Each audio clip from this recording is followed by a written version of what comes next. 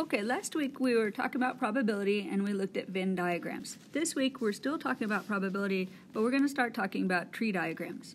So tree diagrams are a really handy way of kind of putting down on paper or expressing graphically what you're trying to solve with probability. So they're basically like if you have a choice with something, right? So like let's say you're rolling dice, or no, let's say you're flipping a coin. So if you flip a coin, you have two possible outcomes, right? Heads and tails. So this is the beginning of a tree diagram. So you have the possible outcomes, and then you have them listed out what they might be, right? So I flip the coin once, I might get heads, I might get tails. If I look at this, there are two possible outcomes, right? You could either have head or tails. So now, I can, let's say I flip the coin again. So it doesn't matter what I got the first time, the new time, I still have a possibility of heads or tails. So I could get a heads the first time, I flip it again, I might get heads or tails. Notice in this one, there are 1, 2, 3, 4, so we have 4 possible outcomes. So now if I list those out for my two coin tosses, my first possible one, I could get heads and then a heads. I could get heads and then a tails. I could get tails and heads, or tails and tails. That's my 4 possible outcomes. So if I want to know, like before we said probability was the desired one over the total possible outcomes. So probability is the one we're looking at, the desired one, over the total possible, right? So if I want to know, well, what's the probability of getting 2 heads? Sounds like a weird, genetic experiment, but okay, so probability of getting a heads and then a heads. Well, there's only one of those, right? That would be this combination right here, or this one right here, since I listed them out. You don't have to list them out every single time. In fact, I wouldn't. The bigger your tree diagram gets, the more complicated that's going to be. But okay, so there's only one of those. So my desired would be 1, but my total possible outcomes would be 4. So I have a 1 in 4 chance of getting 2 heads. Okay, so let's look at this with dice. Okay, so when you're looking at dice, they have 6 sides, right? I mean, you have the weird ones that you can get for some of like the Dungeons and Dragons and like the role player games that aren't electronic, and so you can get like really weird dice that have like 20 sides and stuff like that. But this is just your standard, like your normal regular dice. There are 6 sides. So if I roll the dice, so here's me. I think I'm slick. I'm gambling. I'm gonna make me some money. Okay. So I have 6 possible outcomes with this. I'm trying to make my tree really big, so I could get a 1, I could get a 2, I could get a 3, a 4, a 5, or a 6. Right? That's with my first roll. So my first roll, there are 6 possible outcomes. My first roll.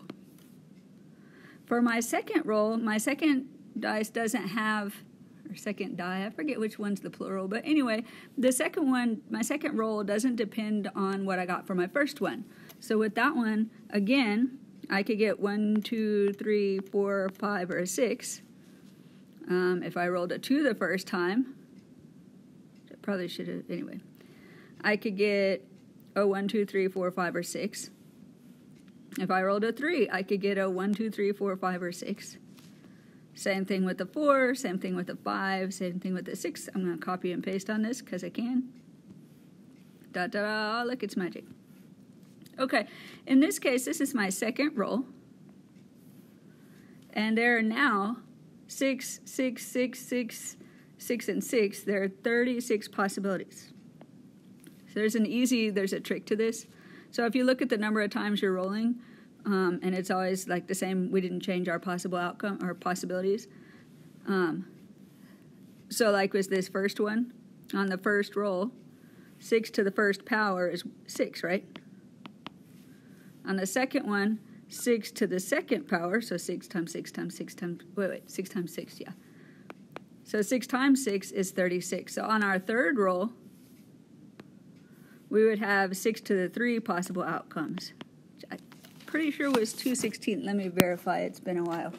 Okay, 6 to the power of 3, yeah, it's 216. So if I rolled 3 times, there are 216 possible outcomes.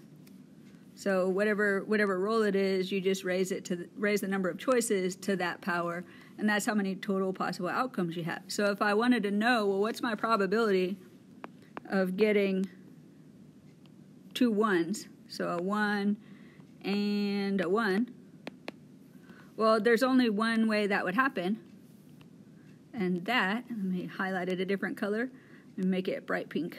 Okay, so if I got a 1 here and a 1 here, that's the only place I would ever get a 1 and a 1, right? So there's 1 desired out of a total 36. So I have a 1 in 36 chance of getting 2 1s in a row. So, yeah. Okay, so this is like with dice or with flipping coins. But you don't have to, like, tree diagrams don't have to be for the same outcome over and over and over. You can use them for different things. So, like, let's say you go to a sandwich shop. Okay, so I'm hungry. I go to a sandwich shop like a Subway. And the first thing they want to know is, okay, what kind of bread do you want? Okay, so they have white. They have wheat. And they have, like, Italian herb. I'm getting fancy now. Italian herb. Okay, so those are my bread choices. And then after that, maybe I go to the meat choice. And for my meat choices, they have ham. They have beef. And let's say they have the veggie, like pretend meat.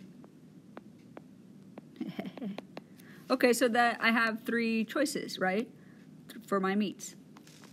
Actually, let me, I'm going to move these down a little bit because I'm going to run out of room here shortly. Okay, so then it doesn't matter what I chose for my bread, my meat choices are all still going to be the same. So I would put those for each of these. Make that slightly smaller. There we go. And I'm going to make that for down here too. And then I'm going to go to my cheese choices.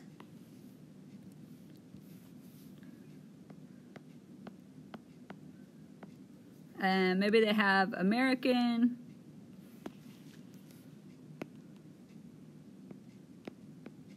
Maybe they have Swiss.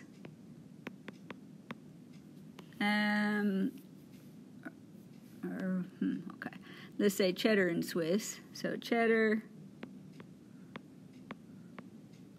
Swiss, and provolone. It's just a different kind of cheese. It doesn't quite, it's different than cheddar. Okay, wait. Let me copy this whole thing. Copy, paste. So for my cheeses, I have the same cheese choices no matter what my other choices were. I'm going to make this small. Okay. Okay, so no matter what your bread was, you had 3 choices of meat. No matter what choices you had selected before, you had 3 choices of cheese. And these choices don't have to be the same. You could have had 4 choices of cheese or whatever. So now I get down to the bottom and I have 27 possible combinations. Right? So if I want to know, like, let's say I work at Subway and I want to know what the probability of somebody coming in, so probability of Italian herb, so I'm just going to call that IH, and ham, and Swiss. Well, there's only one of those, right? So this is my Italian herb, this is my ham, and this is my Swiss. So there's only one thing that gets me to that, right? So there's only this one. So my probability then would be 1 out of 27. Now, if somebody said, okay, well, what's the probability? Let me get that out of the way. So that's 1 out of 27. What if somebody said, okay, well, what's the probability that somebody chose provolone no matter what the other choices were? What's the possibility that somebody chose provolone? Okay. Well, so that's, here's 1, here's 1, here's 1, 1 here, 1 here, 1 here, here, here, and here. So that's 1, 2, 3, 4, 5, 6, 7, 8, 9. So there are 9 desired outcomes. So we're doing possibility of provolone. And there are 27 total. So if we reduce that, that's a 1 in 3 chance that somebody chose provolone. Which, if we thought about it, there were only 3 choices of cheese. So provolone is just one of those. So we could have actually skipped that step, but it works either way, right? Because you could have the provolone in the combinations, or you could just look at possible cheese outcomes. So we have a 1 in 3 chance of picking provolone. So these are your basic tree diagrams.